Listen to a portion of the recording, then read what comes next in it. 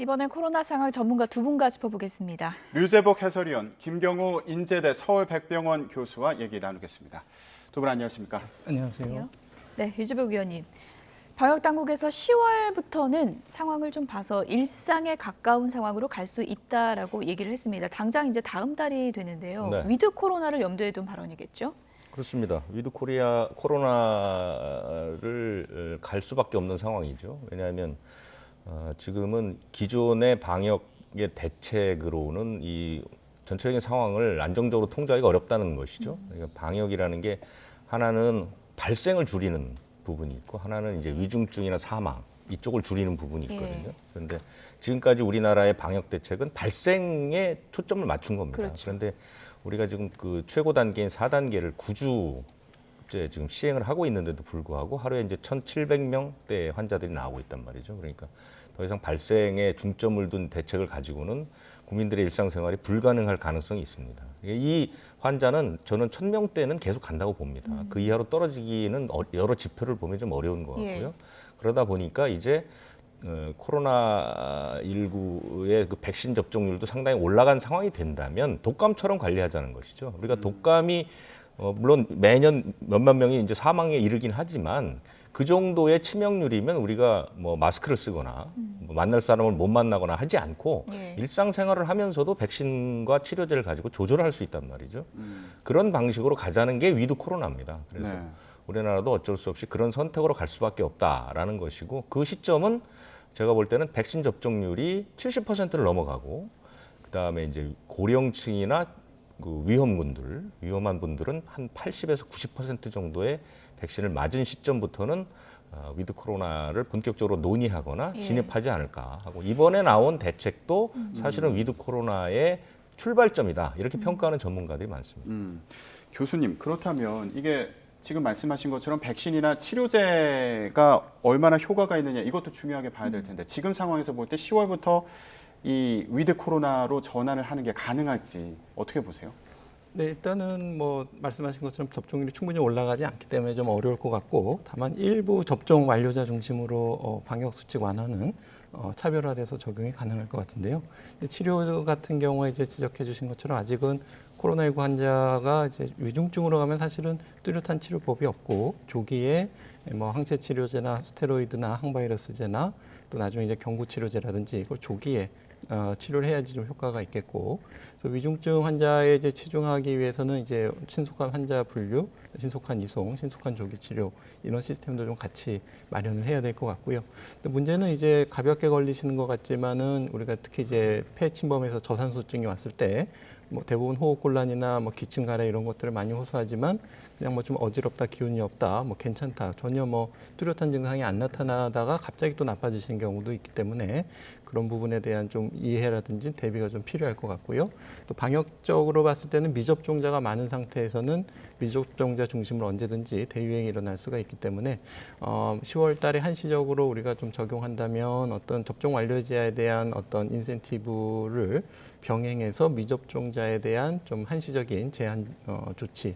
미접종자분들은 좀 불만이 많으실 수가 있으실 수가 있겠지만 그분들을 좀 보호하기 위한 충분한 조치를 하면서 완화를 해야지 안 그러면 미접종자 중심으로 언제든지 확산될 수 있는 가능성에 대해서 좀 주의가 필요할 것 같습니다. 네. 저희가 앞서서 이제 그래픽을 좀 먼저 보여드렸는데 저희 YTN이 이제 여론조사를 좀 해봤습니다.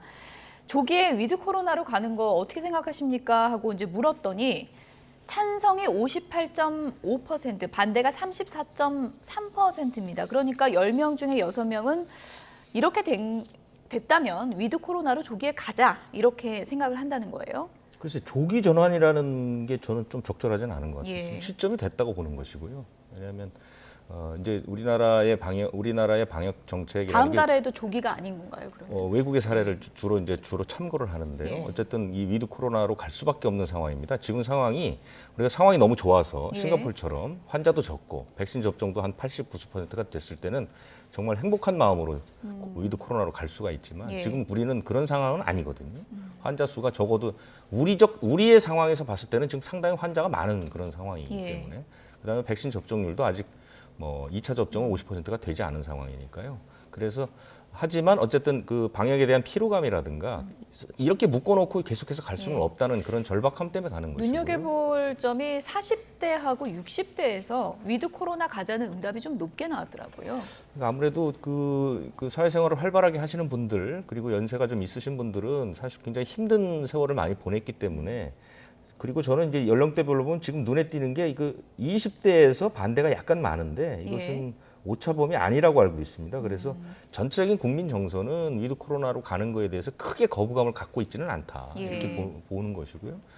다음에 이제 지역별로도 아마 그래픽이 나올 텐데 지역별로도 보면 부울경, 부산, 울산, 경상도 쪽이 반대가 약간 높은데 그것도 역시 오차범위 아니라고 봅니다. 그래서 대개 이제 이런 것들 보면 뭐 여권, 야권 또는 뭐 정치적으로 뭐 이런 그 성향들이 있는데 지금 이번에 서울도 보면 상당히 높은 편 아닙니까? 그렇습니다. 서울도 전체적으로 높고 대구도 높고. 대부분 그 크게 거부감이 없는 것으로 봐서 발생 상황, 그다음에 통제 상황만 어느 정도 계획대로 간다면 10월부터 위드 코로나 가는 거는 추진해 볼 필요가 있다. 이렇게 생각합니다. 저희가 연령별로도 얘기를 해봤는데 40대, 60대에서 위드 코로나 찬성률이 높게 나온 거는 백신 접종률하고도 연관이 있는 게 아닌가 싶기도 하고요. 네, 아마 이제 그렇게 봐야 될 것 같습니다. 특히 백신 접종하신 분들은 이제 돌파 감염이 일부 가능성이 있지만 걸려도 진짜 감기처럼 걸려도 되는 감염병이 되겠고 이제 그 중에서 60대 이상 중에서 아직도 좀 미접종자분들 좀 접종률을 좀 높여야 되겠고 또 접종을 하셨지만은 그 돌파 감염이 위험하실 수 있는 분들에 대해서는 추가적인 부스터샷 접종 이런 것들을 통한다면은 접종률이 많아진다면은 말씀하신 것처럼 위드 코로나 전환하는 것은 뭐 조기에 가능할 것 같습니다. 예, 유재석 의원님 좀 걱정은 되는 게 추석 연휴가 있잖아요. 그래서 연휴 지나면 또 폭증세를 보일 때도 많았기 때문에 10월 초에 정부 당국에서 얘기하는 그 시점에 가능할까 그런 걱정도 있거든요. 네. 그러니까 이 첫 번째로 이해하셔야 될 것은 방역의 그 발생에 주안점을 두는 방역 체계에서 위중증이나 사망률을 관리하는 방역 체계로 이제 체계 자체가 변한다는 것을 생각을 하셔야 됩니다. 근데 지금 이제 워낙 우리나라는 오랫동안 하루 몇 명이 발생했느냐에만 주안점을 뒀는데 그것이 크게 이제 치명률로 이어지지 않는다면 그것은 큰 문제가 안 된다. 큰 문제가 안 되는 것이 아니라 관리가 가능하다라는 이제 발상의 전환이 좀 필요한 것들이고요. 물론 그 추석 연휴 때 환자가 늘어날 가능성이 저는 있다고 보는데요. 이것은 백신 접종률로 가름하는 방식을 택한 것 같습니다. 그래서 백신 접종률이 70%보다 지금 저는 더 맞을 것으로 보거든요. 1차 접종은 70% 플러스 알파가 나올 것 같고 2차 접종도 절반 정도가 나온다고 하면 아무래도 발생 환자 수도 빠른 속도는 아니지만 어느 정도는 감소할 것이고 그것이 한 1,000명대 정도면 체계를 전환하는 방식으로 그러니까 당초 계획하고는 좀 다르지만 어쨌든 큰 그림을 좀 그려놓은 그런 상태가 아닌가. 네. 위드 코로나로 전환이 되면 지금 말씀하신 것처럼 발생이 아니라 이제 치명률 같은 것들을 중심으로 이 통계를 관리할 것이다 이렇게 설명해 주셨는데 여기에 더해서 뭐 모임 인원이라든가 시간이라든가 이런 부분의 방역 규제도 다 완화가 된다 이렇게 보면 됩니다. 아까 김경호 교수님이 말씀하신 것처럼 이제 백신을 맞은 분과 맞지 않은 분의 차이가 좀 커질 겁니다. 저는 그렇게 보고 있고 외국에서도 좀 백신 접종을 인증하는 그러니까 식당이라든가 이런 거 들어갈 때도 접종 증명서를 보여줄 때와 보여주지 않을 때의 대접이 달라질 수도 있고요. 그다음에 회사 나갈 때 뭐 보험료도 차등을 두는 그런 것도 있거든요. 그러니까 백신을 맞은 분, 2번 맞아서 어느 정도 항체가 형성됐다고 인정되는 분들에게는 조금 더 많은 자유를 주고 맞지 않은 사람들에게는 조금 더 제약을 주는 방식으로 가지 않을까 그렇게 봅니다. 그래서 요즘에 뭐 우스갯소리로 저녁 모임할 때는 백신 완료자가 인기가 많다고 하는데요. 그 인원수에 안 들어가니까 오늘부터 좀 달라지는 거잖아요. 잠깐 설명해 주신 것처럼 뭐 지방자치단체별로 식당 안에서도 접종한 분들의 좌석과 하지 않은 사람들의 좌석을 분리한다거나 이런 것들이 벌써 시작됐다고 보는 것이거든요. 수도권과 비수도권 6명까지는 가능한데 백신 접종 완료자가 포함이 돼야 됩니다. 조금 헷갈릴 수도 있는데 저희가 그래픽으로 좀 준비를 해봤는데요. 수도권, 비수도권, 수도권 같은 경우 이제 4단계니까 6명까지는 가능한데 낮과 저녁으로 이제 봤을 때 낮에는 백신 접종 완료자가 2명까지는 들어가야 되는 거고 저녁엔 4명까지 들어가야 되는 거죠. 그렇습니다. 낮에는 4명까지 모일 수 있는데 거기에 접종자가 있다면 6명이 2명 추가될 수 있는 거고 6시가 넘어가면 이제 반대가 되는 것이고요. 식당, 카페는 10시까지 운영한다는 것. 예. 그런데 지금 많은 분들이 그러면 다른 것도 다 10시까지 하느냐? 그건 예. 아닙니다. 아, 식당과 그렇습니까? 카페만 다중이용시설 같은 데서는 이 두 곳만 10시까지 운영을 하고 네. 나머지 다중이용시설은 다 9시까지 한다는 뭐 거예요. 노래방 이런 데는 아니죠. 전부 다 9시까지입니다. 예. 네, 그렇게 되는 것이고요. 예. 그다음에 이제 접종 완료자의 혜택 부분도 보면 뭐 당연히 그 정해진 횟수만큼 백신을 맞고 항체가 형성되는 2주가 경과되면 그때부터 접종 완료자가 되는 것입니다. 그다음에 다중이용시설에서는 뭐 적용이 안 된다는 것이고요. 그다음에 요 질문이 많으신 것 같은데 동거가족하고 돌봄 인력이 예외다. 이게 무슨 말이냐라고 예. 질문들을 많이 하시는데요. 동거가족과 돌봄 인력은 지금도 모임에서 제외되고 있습니다. 아, 그렇군요. 예, 4명 모임에 이제 4명 모임 할 때 예. 동거 가족이라든가 돌봄 인력은 그 4명에 포함이 되지 않거든요. 그런데 이것이 백신 접종자 인센티브하고 겹치게 되면 그럼 예. 만약에 우리 집에 동거 가족이 4명인데 예. 백신 접종 완료자가 뭐 8명이 와도 예. 8명에 해당되는 거 아니냐. 예. 왜냐하면 4명을 1명으로 봐서 아, 네. 예. 이제 그런 질문들을 하시는데 네. 중복으로는 혜택이 주어지지 않는다는 아. 거죠. 그러니까 어느 한 규정 저 경우에만 적용이 되면 이제 포함이 되지만 예. 나는 돌봄이기 때문에 숫자가 빠지고 네. 백신 접종한 딴 사람이 거기를 채울 수 있다는 것이 아니라 예. 두 가지 혜택을 중에 한 가지만 혜택이 되지만 두 개를 중복해서 빼지 않는다. 그럼 예를 들어 동거가족 6명이 식사하는데 백신 완료자 2명을 더 부를 수는 없는 거네요. 그렇죠. 아니 8명까지 8명까지 가능하니까 가능하니까. 2명까지는 가능한데 우리가 6명이니까 동거가족이라고 한 명을 보고 7명이 올 수 있느냐? 예. 그것은 안 된다는 것이죠. 그럼 그 이런 부분을 경우는 이용하세요. 어떻습니까? 지금 오후 6시 전에는 수도권에서 4명에다가 백신 접종 완료자 2명까지 해서 6명이 모일 수 있는데 네. 그러면 백신을 안 맞은 사람 3명에다가 백신 접종 완료자 3명 이렇게 6명은 또 안 되는 건가요? 그건 가능하죠. 왜냐하면 그러니까 낮에 4명이라는 것은 백신을 맞든 안 맞든 4명까지 모일 수 있는 것이고요. 예. 백신을 맞는 사람이 2명일 경우에는 6명까지 가능한다는 그렇죠. 것이고 이 6명 가운데 백신 맞는 사람이 2명 이하만 되지 않으면 됩니다. 그러니까 예. 6명인데 백신 맞은 사람이 1명일 경우는 안 되지만 2명 이상은 다 가능하다는 얘기죠. 예. 이렇게 되면 이제 10월 초에 일상에 가깝게 된다. 백신 맞은 사람들에게는 인센티브 더 확실하게 준다 하면은 이게 뭐 예를 들어서 인원을 더 풀 수 있다 이렇게 보십니까? 어떻게 보십니까? 네, 맞습니다. 단계적으로 이제 신중 한 번도 안 해본 거기 때문에 진짜 예. 괜찮은지는 확진자 증가 추세 또 위중증 환자를 보면서 아마 진행을 할 것 같고요. 그래서 아마 지난 2주 동안 이제 18시 이후에 이제 4명까지 2명 더하기 2명에서 4명까지 모임한 영향을 한번 평가해보고 또 조심스럽게 완화하는 단계이기 때문에 말씀하신 것처럼 아마 조금 더 해보고 또 괜찮으면 점차 10월 달에도 확대될 가능성도 높아 보입니다. 예를 들어서요. 야구장에 관중이 들어차서 응원을 하는 모습 그거는 언제쯤 가능할까요? 네, 그거는 이제 백신 접종률이 높아야 되겠고 만약 예. 백신 접종자들끼리만 거기 계신다면은 그건 가능할 것 같습니다. 예. 근데 그럼 또 미접종자에 대한 차별이라고 생각하실 수도 있고 또 한 가지 대안은 이제 말씀하신 것처럼 구역을 나눈다면은 접종 완료자들끼리 미접종자들 어떻게 보면 보호 구역을 하나 만들고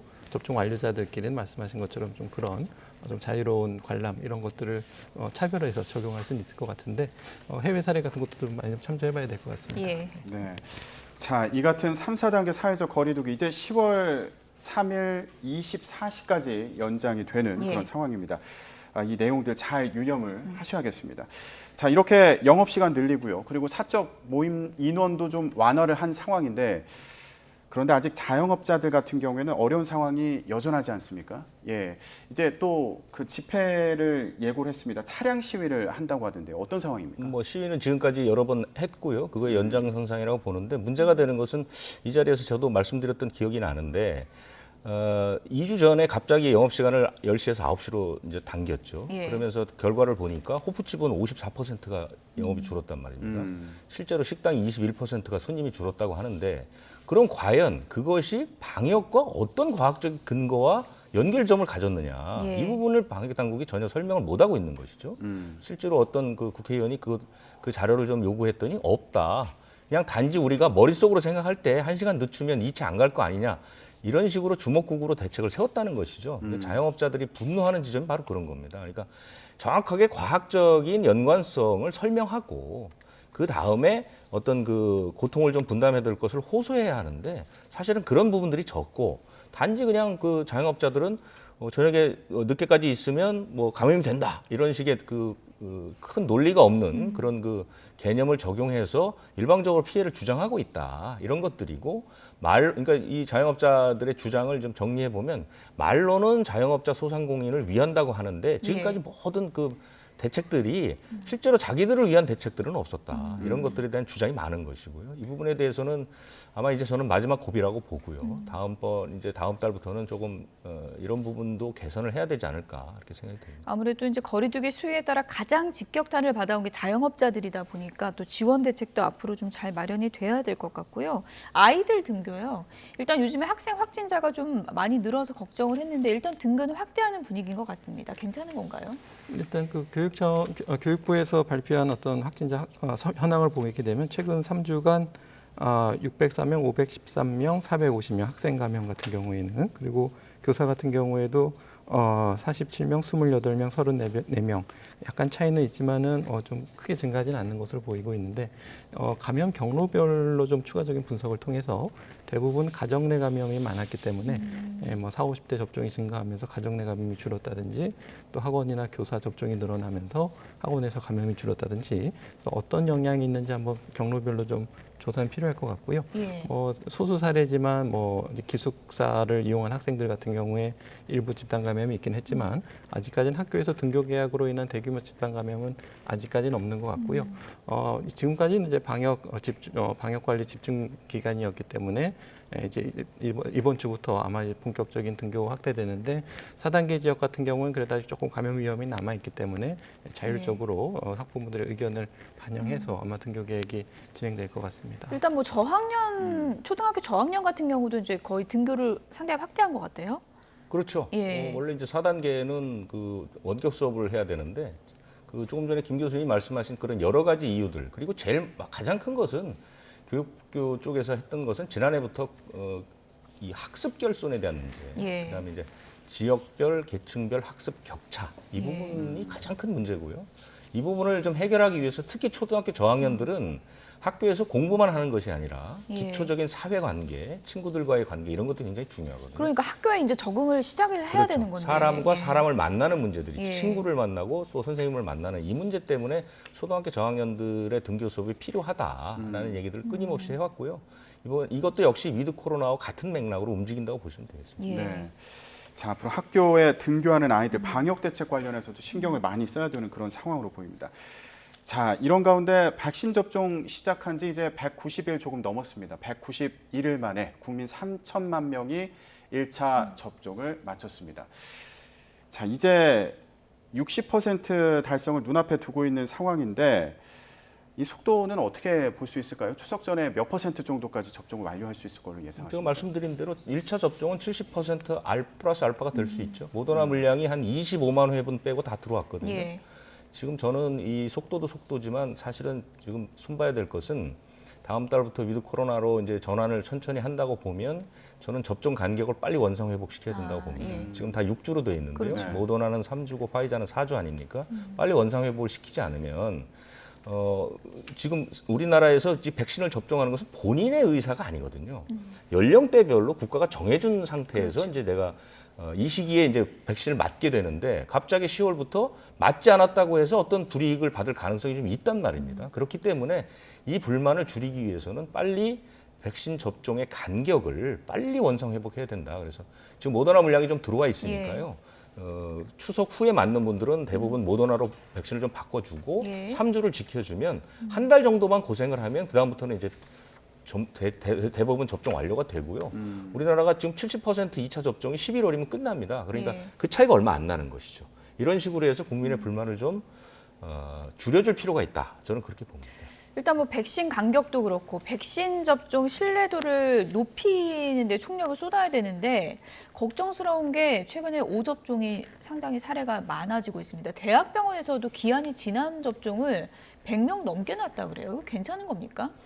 네, 일단은 그 좀 추가적인 조사가 필요할 것 같고요. 일단 냉장 보관 기간이 31일로 파이저 백신 같은 경우에 되어 있는데 네. 그 31일을 좀 초과했다는 보고가 있고 뭐 6일에서 뭐 하루 지난 기한을 뭐 헷갈렸다 그러는데 그게 왜 그런 건가요? 아마도 이제 순차적으로 여러 백신이 들어오게 되면 냉장 보관을 하게 되는데 예. 냉장고가 이렇게 뭐 글쎄요 크기에 따라서 이제 먼저 들어온 게 안에 들어 있고 뭐 나중에 들어온 게 바깥에 있다면 바깥에 있는 걸 실수로 먼저 꺼냈었다든지 아니면은 그 들어온 박스별로 어떤 유통기한 언제까지 냉장 백신을 써야 된다는 걸 표기를 안 해놨기 때문에 먼저 썼다든지 그럴 가능성이 있기 때문에 아마도 그거는 우리 조금만 좀 신경 쓰면 그러니까 나중에 들어온 거를 좀 속에다 넣고 먼저 들어온 걸 겉에 꺼내놓고 유통기한을 써놓고 또 밖에도 어떤 장부 관리 같은 거를 해놓게 되면은 좀 조금만 더 신경 쓰면 가능할 것 같은데 모르겠습니다. 워낙 좀 사람이 관리하는 인원이 많다든지 또 뭐 업무가 많다 보면 좀 그런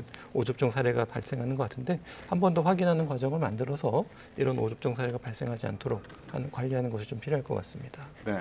백신 자체 유통기한이 있고 그리고 냉동했다가 이제 해동 후에 사용할 수 있는 그 기간이 따로 있는 것 같더라고요. 맞습니다. 예. 네. 그런데 이거 문제는 없는 건지 이게 궁금한데 재접종을 해야 되는 상황인가요? 어떻습니까? 네, 그것을 이제 질병관리청에서 이제 결정을 해줘야 되는데요. 이제 백신 오접종 사례별로 좀 차이가 있는 것 같은데 지금 이제 제조사에서 31일 냉장 온도로 보관 기간을 정해놨기 때문에 물론 이제 32일이 된다고 해서 갑자기 뭐 나빠지고 이런 건 아니지만은 그래도 가급적이면 제시된 유통기한을 지켜야 될 것 같고요.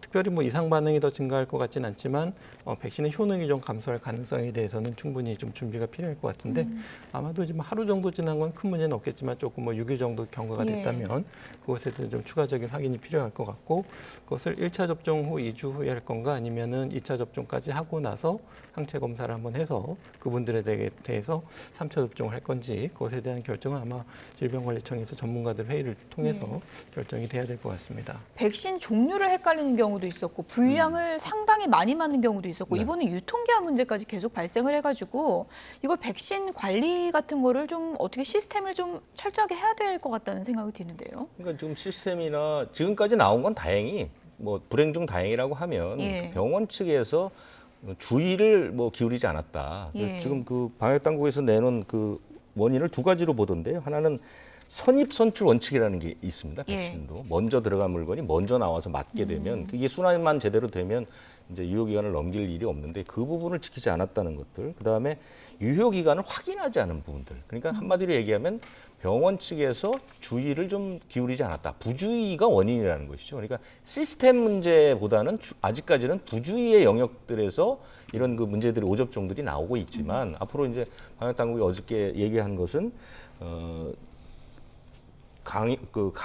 점검을 훨씬 강화하겠다. 뭐 이 정도로 이제 나올 수밖에 없는 것이죠. 그러니까 이 부분은 각각의 병원들에서 주의를 좀 더 기울일 필요가 있다. 뭐 이 정도로 지금까지는 정리할 수 있을 것 같습니다. 네, 지금 오접종 사례에 대해서 얘기해봤는데 이것뿐만 아니라 백신 접종 후에 이상 반응이 나타나거나 숨지는 사례들도 나오면서 불안감을 호소하는 경우도 있거든요. 그런데 이번에는 임용고시를 준비하던 20대 여성이 모더나 접종 4일 만에 쓰러져서 사망하는 일이 발생했습니다. 이게 어떤 상황인가요? 이게 23살 여성인데요. 지난 7월 26일에 모더나를 맞았는데 이분은 이제 기저질환 같은 건 없었고요. 뭐 건강했다고 합니다. 그런데 맞고 나서 나흘 후에 쓰러져서 이제 뇌수술을 받았고 결국 이제 한 달쯤 지나서 사망했는데 이게 지금 이쪽 그 질병 당국의 어떤 입장이 나온 게 없어요. 지금 유족의 주장만 있는 상태인데, 그러니까 유족의 입장에서 보면 건강하던 딸이 갑자기 주사를 맞고 백신을 맞고 쓰러져서 사망에 이르렀으니 얼마나 답답하겠습니까? 그리고 이제 또 하나는 이분들이 그 혈소판 감소성 혈전증 검사를 좀 해달라고 3번 정도 부탁을 했는데 접수를 거부했다. 이렇게 이제 주장을 하고 계시거든요. 이것은 아마 이제 뇌수술을 받다 보니까 병원 측에서 볼 때는 그 증상이 혈전증과는 전혀 다른 증상이 나타나서 아마 이제 검사를 안 했을 가능성도 있거든요. 아직 정확한 입장이 나오지 않기 때문에 정리할 수는 없고 유족 측 입장에서는 굉장히 답답하고 억울한 일이 많을 것이라고 생각이 됩니다. 네. 어쨌든 뭐 조사를 해봐야 되겠지만 접종 후 기간이 얼마 지나지 않으면 유족 측 입장에서는 또 연관성을 주장할 수밖에 없는 그런 입장인 것 같은데요. 어쨌든 예. 다른 아무 일이 없었는데 예. 주사를 맞고 사망에 이르렀기 때문에 그 주변에 있는 사람들로서는 그렇게 의심할 수밖에 없죠. 그렇기 저희가 때문에 이제 여러 번 이런 뭐 사례들을 다루고 있지만 네. 좀 더 좀 면밀하게 조사를 해서 그 결과도 공개를 해야 백신 접종에 대한 또 신뢰도가 올라가지 않을까 싶습니다. 백신 관련 궁금증 오늘도 저희가 몇 가지 준비를 해봤는데요. 그래픽 보고 답변을 좀 준비해 보도록 하겠습니다. 함께 보시죠. 아스트라제네카 맞는 분 있고 화이자 맞는 분 있는데 주변을 제가 봐도요. 교수님, 화이자가요. 2차가 더 아프다고 그러더라고요. 이게 특별한 원인이 있는 건가요? 그 자세한 기전은 알려져 있지는 않은데 통계적으로 봐서도 좀 이상 반응 신고가 좀 화이자 2차 때가 좀 더 많은 것 같습니다. 그래서 아마도 뭐 이상 반응이라보다 면역 반응, 예. 국소 통증이라든지 발열감이나 열도 피로감, 많이 나고. 예. 그래서 아마도 이제 뭐 사실 2차 접종하는 것이 면역 반응을 더 많이 유도하기 위한 과정이기 때문에 좀 2차 접종 때 면역 반응이 좀 많이 생기는 게 아닌가 이렇게 추정은 되고요. 근데 다만 또 이제 면역 반응이 이제 좀 안 나타나거나 했다고 해서 항체 생성률이 더 낮아지고 이런 건 아닌데 예. 아마도 이제 원인은 잘 밝혀져 있지는 않지만 상대적으로 좀 그럴 가능성이 조금 높고 또 반대로 또 뭐 2차 맞았는데 별 차이가 없다 이런 분도 있고요. 또 이제 요거랑 관계는 없지만은 한번 과거에 감염되셨던 분들이 뭐 1차를 맞으셔서 화이자 1차를 맞으셨을 때 조금 더 이상 반응 발생이 좀 많은 것 같다 이런 연구도 있어서 완전 면역 반응이 조금 더 관련이 있지 않을까 좀 이렇게 그럼 추정이 2차 됩니다. 때 항체가 더 많이 생기는 건가요? 그렇습니다. 2차 때도 항체가 더 많이 생깁니다. 아, 그렇군요. 근데 모더나 백신도 화이자 백신처럼 2차 때 더 아프다는 얘기도 있고요. 그리고 여성이 남성보다 더 아프더라 이런 얘기도 있거든요. 이건 어떻게 봐야 됩니까? 네, 그것도 이제 통계적으로 이제 그렇게 나왔는데 그 이유에 대해서는 뭐 여러 가지 추정은 가능하지만 아직은 밝혀져 있지 않는데 아마도 뭐 좀 증상에 대해서 여성분이 조금 더 빨리 알아차리고 좀 민감하다 이런 차이도 있을 수가 있겠고요. 하지만 뭐 크게 문제가 되는 중대한 이상 반응의 차이는 크게 없고 또 항체가 생기는 거에도 큰 차이는 없기 때문에 크게 걱정하지 않으셔도 될 것 같습니다. 결과적으로는 큰 차이가 있는 건 아니다. 이런 말씀이었고요. 자, 다음 궁금증 살펴보겠습니다. 네, 요즘에 추가 접종에 대한 관심도 높아지고 있는 상황인데 네. 미국에서요. 부스터샷 접종 같은 경우에 화이자로만 한다고 하더라고요. 그러면 만약에 모더나를 맞으면 나중에 추가 접종 못 받는 건가요? 어떻습니까? 그렇지 않습니다. 부스터샷은 반드시 뭐 우리나라는 아직까지 이제 부스터샷에 대한 결정이 되지 않았기 예. 때문에 1차와 2차 그리고 부스터샷이 어떤 종류로 맞을 것이냐 결정되지는 않았고요. 미국에서는 이제 그 부스터샷을 지금 화이자로 시작할 수밖에 없는 것은 예. 승인 절차라든가 준비가 지금 모더나가 아직 안 돼 있습니다. 원래는 화이자와 모더나, 얀센 이렇게 세 개를 부스터샷 후보로 놨는데 예. 화이자만 준비가 됐다는 것이죠. 예. 그렇기 때문에 지금 부스터샷을 어떤 백신은 접종이 가능하고 어떤 백신은 접종이 가능하지 않다라는 것은 없고요. 지금까지 나온 것은 가능하면 1, 2차 접종했던 백신으로 맞는 게 좋고 예. 하지만 안 된다는 건 아닙니다. 두 번째 다른 백신을 맞아도 되는 건가요? 그러니까 가능하면 1, 가능하면? 2차 백신을 맞는 게 좋고 예. 그다음에 그 양은 1, 2차보다는 양이 적을 것이다. 예. 주사 양이 적을 것이다. 이 정도만 결정돼 있는 상황이고 미국은 앞으로 준비가 되는 대로 모더나와 얀센도 부스터샷을 활용할 계획입니다. 그러니까 지금 모든 게 좀 아직 전례가 많이 없는 단계라서 좀 지켜봐야 되겠지만 어쨌든 모더나로 내가 1, 2차 맞아도 부스터샷을 화이자로 맞을 수도 있는 거네요. 그것에 대한 접종에 대한 교차, 추가 예. 접종에 대한 검토도 좀 이루어지고 있는데 말씀하신 것처럼 아직 자료가 많지 않기 때문에 예. 된다는 자료도 없고 안 된다는 자료도 없는데 예. 아마도 이제 조금 추가 자료들이 쌓이면 가능하지 않을까 이렇게 좀 기대를 해봐야 될 것 같습니다. 예. 백신 관련 궁금증 다음 내용도 좀 확인해 보도록 하겠습니다. 아이들 또 코로나 걸릴까 또 상당히 이제 걱정들이 많으신데 보통은 증상도 크게 없고 뭐 잘 어른들보다는 좀 덜 걸린다고 하고 그래서 그런 부분은 안심인데 혹여나 성장기 아이들이기 때문에 후유증이 없진 않을지 이런 걱정도 좀 하시는 것 같아요. 네, 맞습니다. 그래서 해외에서도 굉장히 큰 관심사인데요. 이제 관련 연구들을 보게 되면 이제 위중증이나 사망은 이제 우리가 명백한 통계로 알 수 있지만은 우리가 이제 롱코비드, 그러니까 코로나19 장기 후유증 같에 대한 연구도 소아청소년을 대상으로 한 연구들이 일부가 있는데 연구마다 좀 차이는 있는데 예를 들면 뭐 한 어떤 연구에서는 소아청소년 한 3분의 1에서는 4개월 이상 불면증이나 피로감 근육통 이런 것들이 계속 지속되는데 걸렸을 때 뭐 그냥 무증상이나 경미하게 걸려도 그런 장기적인 후유증이 남는 경우가 있다. 이런 보고도 있고요. 또 영국 통계에 따르면 9% 내지 13%에서 5개월 이상 계속 남는 증상들이 있더라 이런 보고도 있고요. 또 한편 반대에서는 그것은 이제 코로나19로 인한 감염이 아니라 가족이 같이 감염됐을 때 가족 중에 누가 위중증이나 사망하시는 것 때문에 대한 심리적인 충격이 아니겠냐 이런 분석도 있는데 그런 변수들을 좀 보정을 해서 소아청소년에 대한 중증이나 사망은 아니더라고 하더라도 예. 장기적으로 말씀하신 것 같이 성장에 아니면 다른 후유증이 남는 것에 대한 충분한 검토가 필요하기 때문에 아직까지는 그 코로나19에 특히 소아청소년의 잠재적인 위험성에 대해서 우리가 괜찮다라고 자신 있게 말할 근거는 없기 때문에 우리가 최대한 좀 신중하게 소아청소년의 감염도 적극적으로 예방하는 노력들이 필요할 것 같습니다. 네, 아무래도 이제 커나가는 아이들이다 보니까 혹시라도 후유증이 생겨서 그러니까요. 안 좋은 영향을 미치지 예. 않을까 이런 우려가 큰 것으로 보입니다. 자, 이런 가운데 오늘부터 국민지원금 신청이 시작이 됩니다. 자, 일단 제일 궁금한 것 중에 하나가 어디에 쓸 수 있는지 이건데 이거 좀 정리를 해볼까요?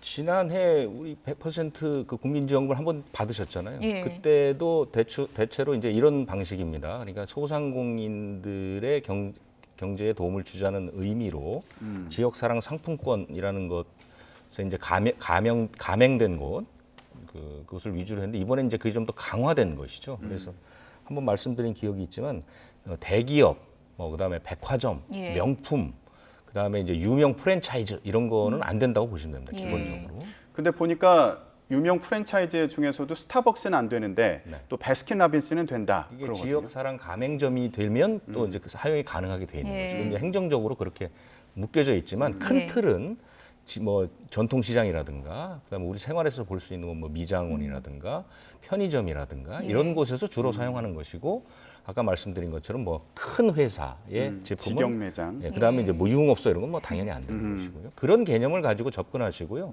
궁금하시면 자기가 살고 있는 거주지에 그 어떤 곳이 되고 안 되는지가 다 이제 그 들어가 있습니다. 그 내용이 나와 있으니까 한번 확인해 보시는 것도 괜찮습니다. 네. 내가 받을 수 있는지 없는지 이거는 카드사 홈페이지 가면 확인할 수 있는 거죠? 자동으로 또 받을 수 있는 분들한테는 갑니다. 아, 받을 수 예, 있다고 공지가 가나요? 갑니다. 그러니까 예. 그거는 크게 걱정 안 하셔도 됩니다. 예. 1인당 25만 원씩 이제 지원금이 주어지는 건데 오늘부터 이제 신청을 할 수 있고 이번 네. 주엔 또 요일제로 신청을 한다고 그렇습니다. 하더라고요. 또 주말에는 상관없이 할 수 있는 네, 거죠. 그렇습니다. 꼭 신청해서 또 잘 쓰시기 바랍니다. 여기까지 듣겠습니다. 유재복 해설위원 그리고 김경우 인제대 서울백병원 교수 두 분이었습니다. 고맙습니다.